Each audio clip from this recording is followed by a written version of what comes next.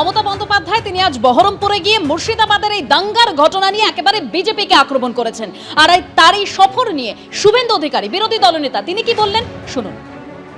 যারা 10 এপ্রিল ছুটিতে 11 এবং 12 ধুলিয়ান শামসেরগঞ্জে শাটারের তলায় ঢুকে গেছিল, তারা এখন বেরিয়েছেন মুখ্যমন্ত্রীর রাস্তার যাতায়াতের পথকে নিষ্কণ্টক করবেন আইপিএস অফিসাররা।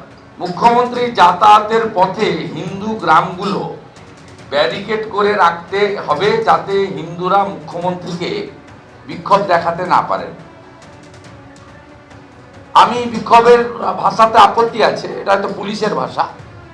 আমি বলবো তারা যাতে তাদের যন্ত্রণার কথা, অত্যাচারের কথা মুখ্যমন্ত্রীকে বলতে না পারে। পুলিশ কিছু তৃণমূলের হিন্দুদের সাজিয়ে রেখে দিদি দিদি বলে চিৎকার করাবে। মমতা ব্যানার্জি গাড়ি থেকে নামবেন, কুশল বিনিময়ের মাধ্যমে জিজ্ঞেস করবেন যে আপনারা সব মিলেমিশে আছেন তো। মুর্শিদাবাদে পরিকল্পনা করে হিংসা লাগানো হয়েছে, বহরমপুরে গিয়ে বললেন মুখ্যমন্ত্রী মমতা বন্দ্যোপাধ্যায়। তিনি আরো বলেন 2-3 জন লোক আছেন যারা গন্ডগোল পাকাচ্ছেন এবং ধর্মের নামে তারা নিজেদের বড় নেতা বলে মনে করেন। এই নিয়ে মোহাম্মদ সেলিম কি বলছেন শোনাবো আপনাদের। এতদিনে মুখ্যমন্ত্রীর সময় হয়েছে মুর্শিদাবাদে যাওয়ার, তাও যেরকম হয় একটা অহংবোধ থেকে ছুটিতে বিডিও অফিস সবাইকে ডেকে নিয়েছি, চলে আসবে সবাই, টাকা দিয়ে দেবো, প্রশাসনের তরফ থেকে বিভিন্ন স্কিম দেব, সবসময় তাই হয়।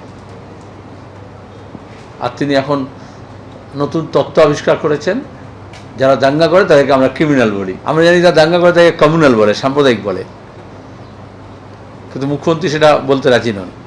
ওটা জাস্ট আর 4-5টা ক্রিমিনাল অ্যাক্টিভিটিসে তিনি গণ্য করেন।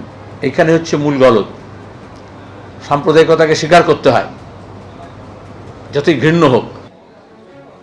মুখ্যমন্ত্রী মমতা বন্দ্যোপাধ্যায় আজ বহরমপুরে গিয়ে মুর্শিদাবাদের ঘটনা নিয়ে ফের বিএসএফ কে আক্রমণ করেছেন, অর্থাৎ নিশানা করে তিনি বলছেন বিএসএফ গুলি না চালালেই অশান্তির ঘটনা ঘটতো না।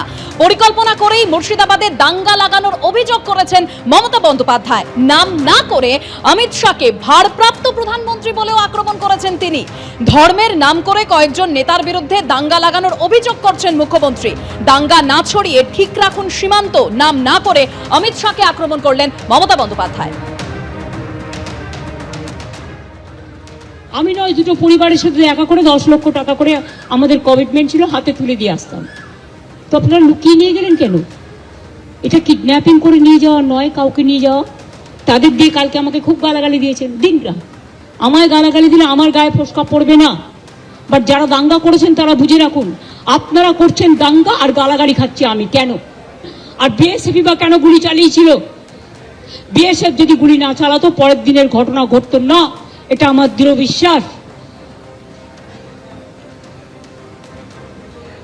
এবং যদি আপনারা বলেন দুটো মসজিদের ইমামকে ফোর্স করা হয়েছে, তাহলে এখানে কোনো একটা সেবাশ্রম আছে, আপনারা জানেন তিনি কি করেন, তার কি কুকীর্তি, তিনি কিভাবে মানুষকে প্রভোগ করে, বেলডাঙ্গা থেকে শুরু করে একেবারে সুতি ধুলিয়ান সব।